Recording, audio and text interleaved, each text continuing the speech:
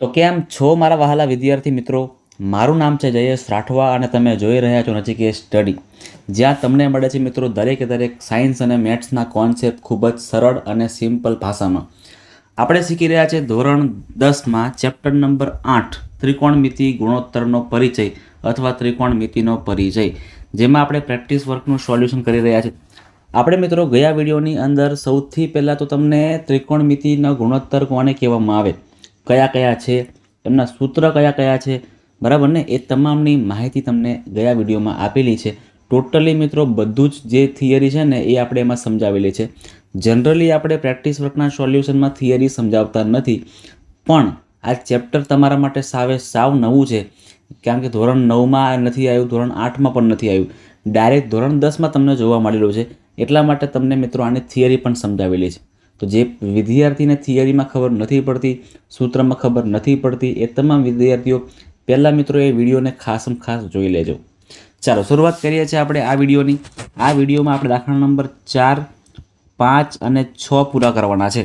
4, 5 અને 6 દાખલા આપણે આ વિડીયોમાં જોઈ લેવાના છે સ્વાધ્યાય 8.1ની અંદર. દાખલા નંબર 4 તમારી સામે તમને દેખાઈ રહ્યો છે એવી રીતે કે ભાઈ કોસેક થીટા બરાબર 41/40 હોય. તો સૌથી પહેલાં મિત્રો આપણને બે માપ ખબર છે અને ત્રીજું માપ આપણને નથી ખબર, તો આપણે ત્રીજું માપ સૌથી પહેલાં મેળવવું પડે.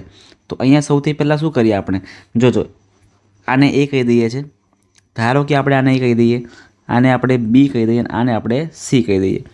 હવે શું આપણને આપ્યું છે, તો કે કોસેક થીટા આપણને આપેલું છે. તો તમને કોસેક થીટાનું સૂત્ર તો આવડવું જ જોઈએ. પાછું કોસેક થીટાનું સૂત્ર શું આવે, યાદ છે કે નથી યાદ? યાદ કરો ચાલો, હે ને?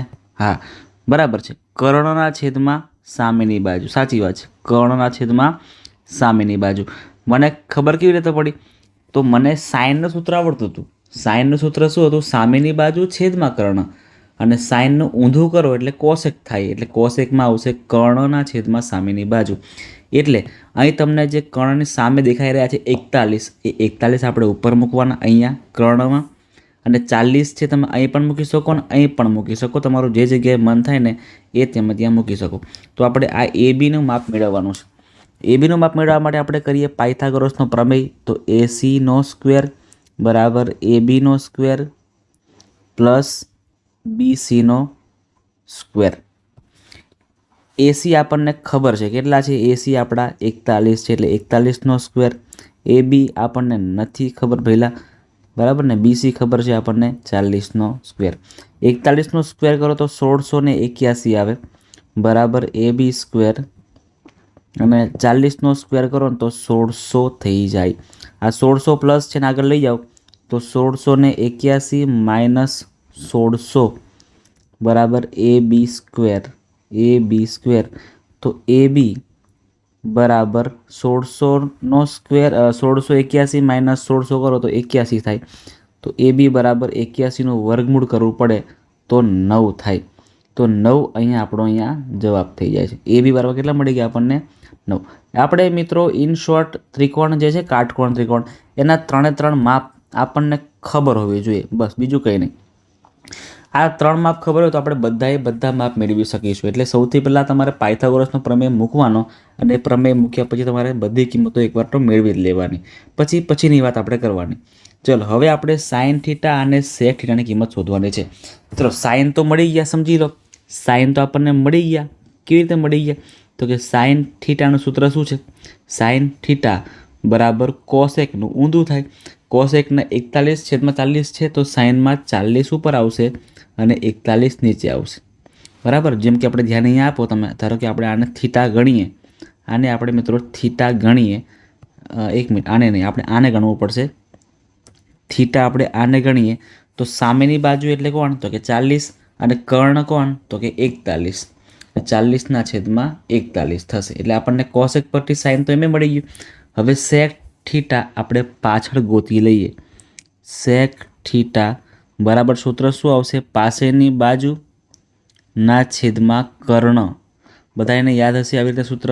પાસેની બાજુ કઈ, તો કે આ જે ખૂણો છે એની પાસેની બાજુ એટલે AB, એટલે કે 9, અને કર્ણ છે 41. લખી દઈએ આપણે આખું કે AB/AC, AB/AC. ABની કિંમત 9 છે, એસીની કિંમત 41 છે. તો આ આપણો જવાબ થશે sec θ બરાબર 9/41. મળી ગયા બંને ગુણોત્તરો. બસ આટલું જ આપણે કરવાનું છે. આગળ વધીએ. દાખલા નંબર 5મો. sec θ બરાબર 25/7 હોય તો tan θ અને cosec θ મેળવવાનું છે. જો મિત્રો sec θ પરથી આપણે tan θ ઇઝીલી મળી જાય. જો આપણે સૂત્ર મૂકીએ ને તો પણ મળી જાય, પણ આપણે સૂત્ર મૂકવા કરતાં છે ને ત્રિકોણ બનાવી દઈએ. એ જે વિદ્યાર્થી થોડા કાચા છે એમને આ રીત સારી પડશે, ત્રિકોણવાળી રીત સારી પડશે. જેને સૂત્ર આવડી ગયા છે એને તો કોઈ પણ સારી જ પડવાની છે. ચલો અહીંયા આપણે જો સમજો કે આને ગણીએ થીટા,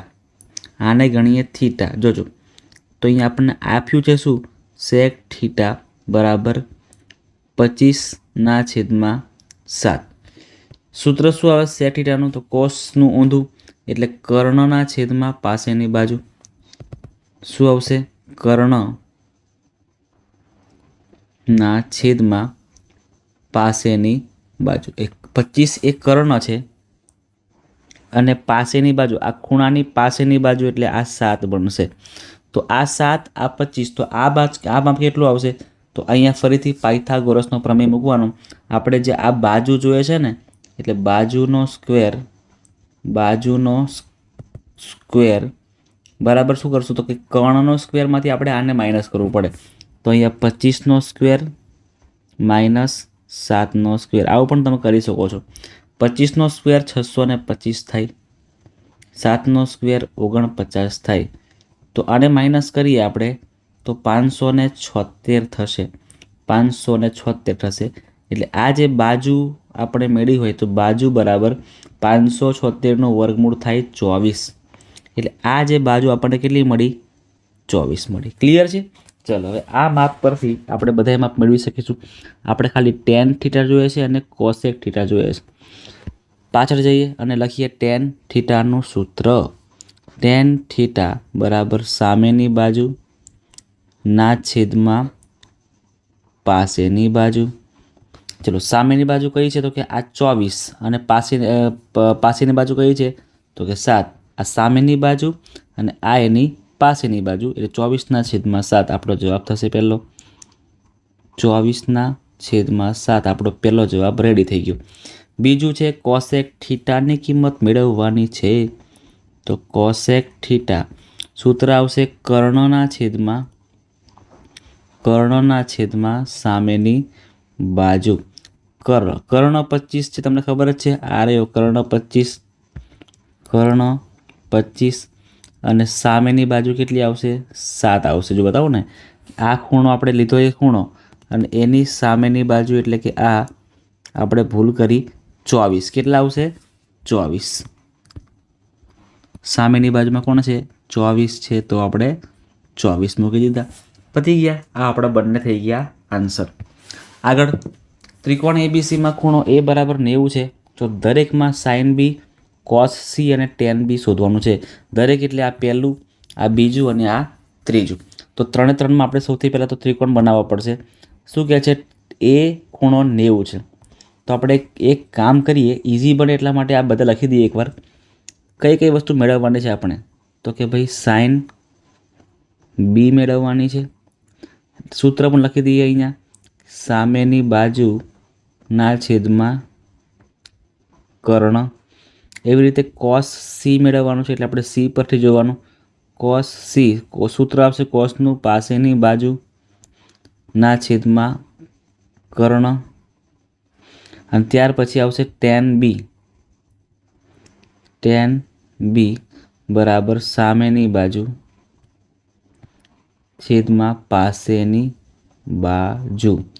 બરાબર છે. ચલો અહીંયા બરાબર પણ કરી દઈએ. પછી ડાયરેક્ટ અહીંથી કોપી કરી લેશું આપણે એટલે બધું જ થઈ જશે. અને ત્યારનું કોપી કરીને પાછળ ટ્રાન્સફર કરી દઈશું. ચલો હવે આપણે વારાફરતી બધું કરવા જઈએ. કયો ખૂણો આપણો? તો કે ભાઈ એ ખૂણો છે ને, એક જે ખૂણો છે આપણો એ કાટખૂણો છે. એ ખૂણો કાટખૂણો છે એટલે આપણે એ કાટખૂણો બનાવવાનો છે. ચલો ત્રિકોણ બનાવી દઈએ. સૌથી પહેલાં અહીંયા આપણે આ ત્રિકોણમાં અહીંયા એ મૂકી દેવાનું. સૌથી પહેલાં કાટખૂણો છે એટલા માટે અહીંયા બી મૂકી દો અને અહીંયા સી, મતલબ કે BC આપણું છે ને એ કર્ણ બનશે. અહીંયા આપણને AB પણ એક આપેલું છે અને એસી પણ આપણને એક આપેલું છે. તો કર્ણ મેળવવાનો છે.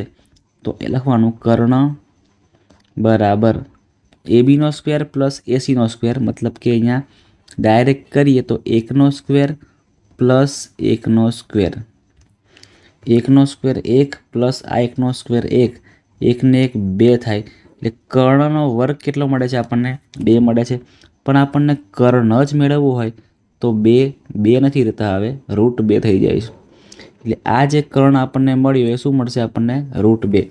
હવે જે કિંમત આપણે મેળવવાની છે એ આપણે અહીંયા પેસ્ટ કરી દઈએ. ચાલો બરાબર છે, આ બધું આવી ગયું અહીંયા. હવે આપણે ખાલી કિંમત ગોઠવવાની છે અહીંયા.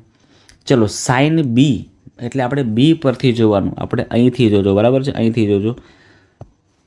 એમાં સામેની બાજુ કોણ છે? તો કે એસી એટલે આ, અને કર્ણ છે √2, એટલે જવાબ આવશે પહેલાંનો 1/√2, 1/√2. કોસ સી પરથી જોવાનું, અને કોસ એટલે પાસેની બાજુ, પાસેની બાજુ એટલે કે 1, અને કર્ણ એટલે 1/2, 1 અને કર્ણ આવશે 1/2. ટેનમાં સામેની બાજુના છેદમાં પાસેની બાજુ, પણ આપણે બી પરથી જોવાનું છે. તો બી પરથી જો તો સામેની બાજુ આ, પાસેની બાજુ આ, એટલે 1/1, 1/1, જેને આપણે 1 એવું પણ કહી શકીશું. આ થઈ ગયો આપણો પહેલાંનો આન્સર, ડન. બીજું કરીએ હવે. ફરીથી ત્રિકોણ દોરવાનું, ફરીથી આપણે ત્રિકોણને દોરવાનું છે અને બંને કિંમતો લખવાની છે. એને પહેલાં આપણે એ કાટખૂણો છે એ બતાવી દઈએ. એ કાટખૂણો છે એ બી ઉપર જવા દો, સી નીચે જવા દો.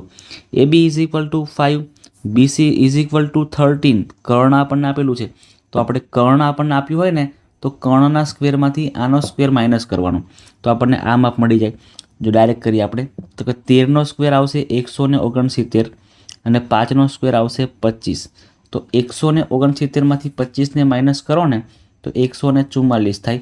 અને આનું આપણે જો વર્ગમૂળ કરીશું તો 144નું વર્ગમૂળ કરો તો કેટલા મળશે આપણને? 12 મળશે. એટલે આ 12 આપણને મળી ગયો એસી. બરાબર ને મિત્રો? આને આપણે સિમ્પલ પાયથાગોરિયન ત્રિપુટી પણ કહીએ છીએ. હું તમને કેટલીક ત્રિપુટી કહી પણ દઉં છું, જેમ કે 5, 12, 13, પછી 7, 40, 41, પછી 6, 8, 10, પછી 3, 4, 5. આ બધી ત્રિપુટીઓ તમારે મિત્રો યાદ કરી લેવાની. તમારે આ બધું માથાકૂટ કરવાની કોઈ જરૂર જ ના પડે. તમે ડાયરેક્ટ પણ કરી શકો. જો તમારે ત્રિપુટી ખબર હોય ને તમે ડાયરેક્ટ પણ કરી શકો છો. ચલો અત્યારે આપણે પેલું કરવું પડશે ને. ચલો અહીંયા કોપી કરી લીધા. હવે અહીંયા કિંમત પેસ્ટ કરી દઈએ. સાઇન બી, સૌથી પહેલાં તમે બી જોજો. બીમાં સામેની બાજુ એટલે કે 12 અને કર્ણ એટલે 13, તો અહીંયા આવશે 12/13, 12/13. કોસમાં કોસ સી પરથી જોવાનું છે, એટલે અહીંથી જોવાનું છે આપણે. તો પાસેની બાજુ એટલે કે આ એસી પાસેની બાજુ થઈ જાય. કર્ણ 13, તો સેમ દર વખતે આપણું સાઇન બી અને કોસ સી સરખું જ આવશે. અને ટેન બીની કિંમત મૂકવું હોય તો સામેની બાજુ 12, પાસેની બાજુ 5, તો 12/5, 12/5 આપણો અહીં જવાબ થાય છે. ચાલો આગળ ત્રીજું અને લાસ્ટ પૂરું કરીએ, પછી આપણે વિડીયોને અહીંયા સમાપ્ત કરીએ. ચલો ત્રિકોણમાં બનાવીએ સૌથી પહેલાં. અને કયા કયા માપ આપેલા છે? તો આ એ તમને ખબર જ છે, કાટખૂણો આપણને આપેલો જ છે. બી અને સી. એ બી =20, એસી =21. તો કેટલા આવશે? તો કર્ણ મેળવવો છે. 20નો સ્ક્વેર કરો 400 થાય. એવી રીતે 21નો સ્ક્વેર કરો તો 441 થાય. 400 + 441 કરો તો 841 થશે. અને 841 મિત્રો મને લાગે ત્યાં સુધીમાં 29નો વર્ગ લાગી રહ્યો છે. મને ખબર નથી, પણ આપણે વર્ગ કરી શકીએ આવી રીતે. વર્ગમૂળ મેળવવા માટે વર્ગમૂળ મેળવી દઈએ. જો આવી રીતના 841 છે, 2 અને 1નો ગ્રુપ બનશે. અહીંયા 2નો વર્ગ 4, 3નો વર્ગ 9 વધી જશે, એટલે 2, 2, 2 દુ 4, 4 વધશે અને 441 ડબલ કરો તો 4 થઈ જાય. 41 નવા નહીં મેળ પડે ભાઈ. 49 નવા ટ્રાય કરીએ. 9 9 81, 9 8 9 ચોક 36, 37, 38, 39, 40, 41, 42, 43, 44 થઈ ગયા. 29 નવા 441 એટલે 29 જે વધ્યા ને એ આપણું વર્ગમૂળ થાય છે. એટલે આ રૂટ 841 એનું વર્ગમૂળ થાય છે 29. સો આ જે આપણને કિંમત કેટલી મળી 29. હવે ફરીથી પેલી કિંમતો મૂકીએ અહીંયા અને પછી આપણે ભાગીએ છીએ આગળ. જોજો સાબા છેદમાં કર્ણ એટલે અહીંયા આપણે કયો ખૂણો બી ખૂણો પરથી જોવાનું છે એટલે સામે 21 કર્ણ 29. તો 21/29 આપણે આગળ ભણી ચૂક્યા કે સાઇન બી અને કોસ સીની કિંમત સમાન આવતી હતી. અહીં પણ 21/29 અને પાસેની બાજુ tan બી તો કે ભાઈ સામેની બાજુના છેદમાં પાસેની બાજુ. આપણે tan બી આપેલું છે એટલે બી પરથી જોવાનું, બરાબર ને. તો અહીં બી પરથી જુઓ તો સામેની બાજુ એટલે 21 અને આની પાસેની બાજુ એટલે 20. 21/20 21/20 આ આપણો જવાબ થાય છે. આ મિત્રો આપણો રાઈટ આન્સર થઈ જાય છે. ચાલો તો અહીં આપણે વિડીયોને પૂરો કરીએ છીએ મિત્રો. તમે જોઈ શકો છો તેવી રીતે ધીરેકથી મેં થંબ બહાર કાઢેલો છે. એનો સીધો મતલબ એવો થાય છે કે તમને આ વિડીયો ગમ્યો જ હશે કે તમારે આ વિડીયો પર મિત્રો એક લાઇક પણ કરી દેવાની છે. જો તમે ચેનલ પર નવા આવ્યા હોય તો ચેનલને સબસ્ક્રાઈબ પણ કરવાની છે. તમારા વહાલા મિત્રો સાથે આ વિડીયોને શેર પણ મારવાનો છે. મળીએ છીએ આપણે હવે નેક્સ્ટ વિડીયોમાં, જેમાં આની આગળના દાખલાઓને સોલ્વ કરીશું.